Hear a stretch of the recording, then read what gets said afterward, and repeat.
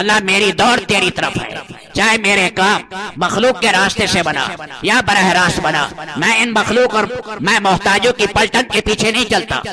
السلام علیکم ورحمۃ اللہ وبرکاتہ۔ اللہم انت الملک لا شریک لک والفرد لا ند لک کل شیء ہالک الا وجہک لن تطاع الا باذنک ولن توصى الا بعلمک تطاع فتشکر توصى فتغفر۔ اللہم صلی علی سیدنا و حبیبنا و شفیعنا و قائد غر المحجلین محمد و آلہ و اصحابہ و ازواجہ و علی امتہ اجمعین، اما بعد۔ دنیا کو اللہ نے دار الابتلاء اور امتحان بنایا، اور پہلے ہی اللہ نے خبریں دے دی اپنی پاک کتاب میں، تاکہ میرے بندے مشکلات اور مصائب میں گھبرائیں نہیں۔ وَلَنَبْلُوَنَّكُمْ بِشَيْءٍ مِّنَ الْخَوْفِ وَالْجُوعِ وَنَقْصٍ مِّنَ الْأَمْوَالِ وَالْأَنفُسِ وَالثَّمَرَاتِ، ہم تمہارا ضرور امتحان لیں گے۔ کبھی خوف آئے گا، کبھی مالوں میں کمی آئے گی، کبھی معیشت کے اندر پریشانی آئے گی، کبھی بیماریاں آئیں گی، یہ سارے حالات آئیں گے۔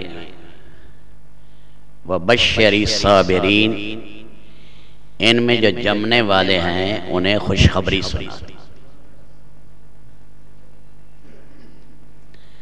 صابر وہ ہے جو گناہ چھوڑ کر نیکی پر جم جائے، یہ صابر نہیں ہے کہ مجھے کوئی کتنے ڈنڈے مار لے، جیل میں رکھ لے، میں نے چوری نہیں چھوڑنی، میں نے ڈاکہ نہیں چھوڑنا، بڑا صابر ہے، اس کو صبر نہیں کہتے، اس کو تو حماقت کہتے ہیں، ضد پنا اور ڈیٹ پنا کہتے ہیں۔ صبر یہ ہے کہ آدمی اللہ کی نافرمانی نہ ہونے دے اور جم جائے طاعات پر، اللہ کی فرما برداری پر، اسے خوشی ہو کہ میرا ہر قدم مالک کی رضا کے لیے۔ کبھی اللہ مال دے گا، کبھی لے لے گا، کبھی اولاد دیتا ہے، کبھی چھین لیتا ہے، کبھی صحت دیتا ہے، کبھی بیماری دیتا ہے، امتحان لینا ہے۔ اس لیے فرمایا ہر حال میں جو جمے تو اے نبی آپ انہیں خوشخبری سنا دیں۔ انعام دینے والے اللہ اور خوشخبری سنانے والے رسول اللہ صلی اللہ علیہ وسلم ہیں۔ وَبَشِّرِ الصَّابِرِينَ، صبر کرنے والوں کو خوشخبری سنائیں۔ کون ہے صبر کرنے والے؟ الَّذِينَ إِذَا أَصَابَتْهُمْ مُصِيبَةٌ قَالُوا إِنَّا لِلَّهِ وَإِنَّا إِلَيْهِ رَاجِعُونَ، جب کوئی بھی مصیبت پہنچے، چھوٹی ہو یا بڑی، وہ یہ کہتے ہیں اِنَّا لِلَّهِ وَإِنَّا إِلَيْهِ رَاجِعُونَ، بے شک ہم اللہ کی مملوک ہیں، اللہ ہمارے مالک ہیں اور ہم نے اللہ کے پاس جانا۔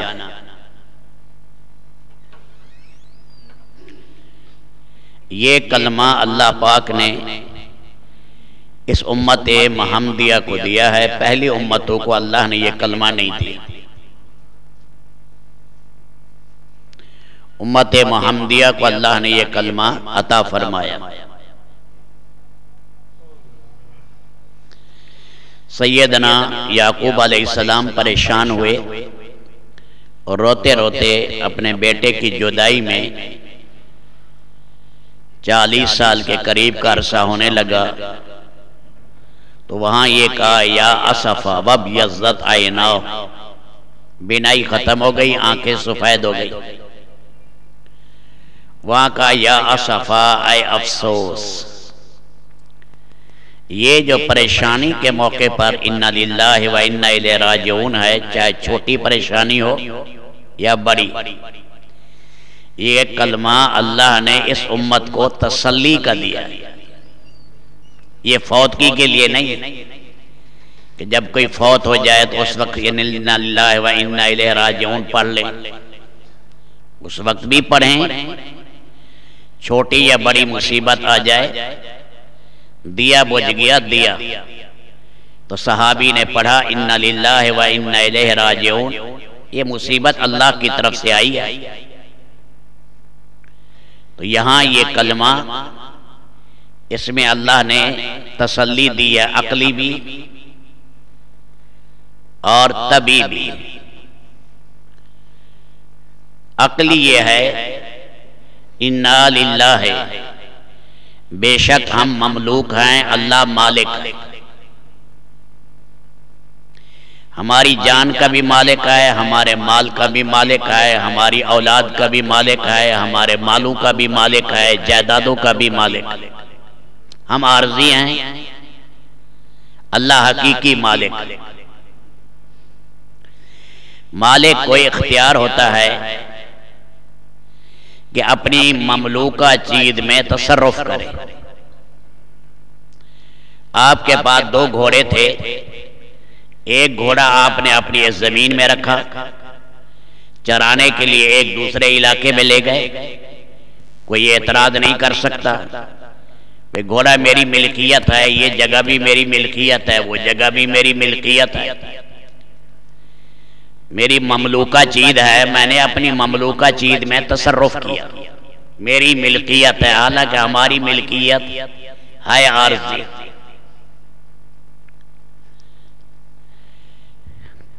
اسی طرح رب تعالی چھوٹی مصیبت یا بڑی مصیبت، چھوٹی مصیبت بیماریاں آ گئی، پریشانی آ گئی، دکھ آ گیا، بڑی مصیبت موت آ گئی، تو کیا کہا عقلی طور پر کہ اللہ چاہے تو اس دنیا کی منزل میں رکھے، چاہے تو اٹھا کر آخرت کی منزل میں لے جائے، یہ دنیا بھی اسی کی، آخرت بھی اسی کی، اس کو اختیار ہے۔ یہ دنیا عارضی جگہ ہے، یہاں کتنے دن ہم نے رکھنا ہے، اور ایک دوسرا جہان آ رہا ہے، وہاں لے جانا ہے، دونوں جہان اسی اللہ کی مملوک ہیں، چاہے ہماری جان کو یہاں رکھے یا وہاں رکھے۔ ہم تسلی دے رہے ہیں اس آدمی کو انا للہ ہے، کہ ہم اللہ کے مملوک ہیں، اللہ مالک، یہ عقلی طور پر تسلی دی، اور طبی طور پر بھی تسلی دی وَإِنَّا إِلَيْهِ رَاجِعُونَ، ہم نے لوٹ کر جانا کہاں ہے؟ جنت۔ ابا جان کہاں سے آئے تھے؟ جنت سے آئے تھے۔ مسلمان کا اصل ٹھکانہ جنت ہے۔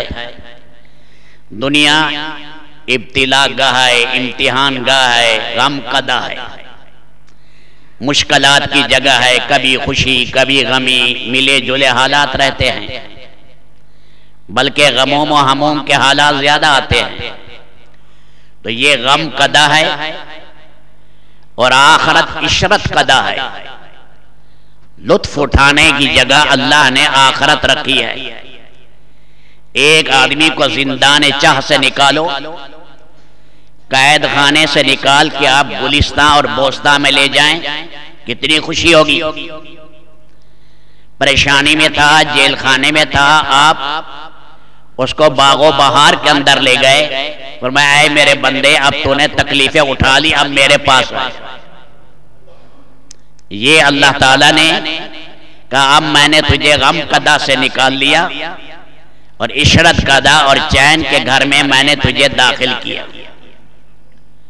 عقلی تسلی بھی دی، طبی تسلی بھی دی۔ ساتھ ہماری کمزوری غیر اختیاری کا خیال بھی رکھا۔ آدمی کو پریشانی ہوئی، کہیں پریشانی میں بعد دفعہ گھبراہٹ ہوئی، کہیں آنسو بہہ گئے، اولاد بیمار ہو گئی، خود بیمار ہو گیا، مال میں کمی آ گئی، چوری ہو گئی، اب پریشانی ہوئی۔ یہ پریشانی تبھی چیز ہے، فرمایا اس پر بھی نہ گھبرانا، اس پریشانی پر بھی میں تجھے انعام دوں گا، کیونکہ تو میری رضا پر راضی ہے۔ ما اصابکم من مصیبہ فبإذن اللہ، خیال کرنا ہے مسلمان، جب بھی مصیبت آئے گی میرے امر سے آئے گی، میرے امر کے بغیر نہیں آتی۔ اللہ کا قرآن سے سچی بات کوئی نہیں۔ ما اصاب من مصیبت فبإذن اللہ، میرے امر کے بغیر کوئی مصیبت آ نہیں سکتی۔ آگے کیا کہا؟ وَمَن يُؤْمِن بِاللَّهِ يَهْدِ قَلْبَهُ، جو جم جائے گا اس پر، میرے دامان رحمت کو پکڑ لے گا، میں اس کے دل کو معرفت کے لیے کھول دوں گا۔ یَهْدِ قَلْبَهُ، رخ اللہ سے نہ ہٹے، رخ کو اللہ سے نہیں ہٹنے دینا۔ تو اس لیے کہا کہ جب کسی آدمی کا پیارا بچہ فرشتہ آتا ہے لیتا ہے تو اللہ ملک الموت سے پوچھتے ہیں جاننے کے باوجود، حل اخذتم ثمرۃ فؤاد عبدی، میرے بندے کے جگر کے ٹکڑے اور پھل کو تم نے لے لیا؟ کہ جی ہاں لے لیا، روح قبض کر لی۔ کہ ماذا قال، میرے بندے نے کیا کہا؟ کہ واسترجع وقال الحمدللہ، اس نے ایک تو کہا ساری تعریفیں میرے رب کی ہے، دوسرا اس نے واسترجع ان للہ و انا الیہ راجعون پڑھا۔ اللہ فرماتے ہیں ابنوا لعبدی بیتا فی الجنہ وسموہ بیت الحمد، میرے بندے کے لیے جنت میں عظیم و شان محل تیار کرو، اس کے اوپر فرنٹ پر یہ لکھ دو یہ بیت الحمد ہے کہ یہ بندہ دنیا میں میری تعریف کرتا تھا۔ ایک دفعہ اللہ کے نبی صلی اللہ علیہ وسلم نے اپنے چچا کے بیٹے عبداللہ کو سواری پر بٹھایا۔ اللہ کے نبی آگے بیٹھے ہیں سواری کے، وہ پیچھے ہے ردیف بن کے بیٹھا ہے، نوجوان بچے ہیں، لڑکے ہیں، یہ 13-14 سال کی عمر۔ آپ نے فرمایا یا غلام، او لڑکے سن، احفظ اللہ یحفظک، احفظ اللہ یحفظک، اللہ کے حقوق کا خیال رکھنا، اللہ تیرا محافظ بنے۔ پھر کہا احفظ اللہ تجد تجاہک، اللہ کے اوامر کو ضائع نہ کرنا، اللہ کے اوامر پر قابو رہنا، تجد تجاہک، ہر جگہ مولا تیرے ساتھ ہوگا، ہر جگہ اللہ تعالیٰ تیرے ساتھ ہوگا، گھبرانا نہیں ہے۔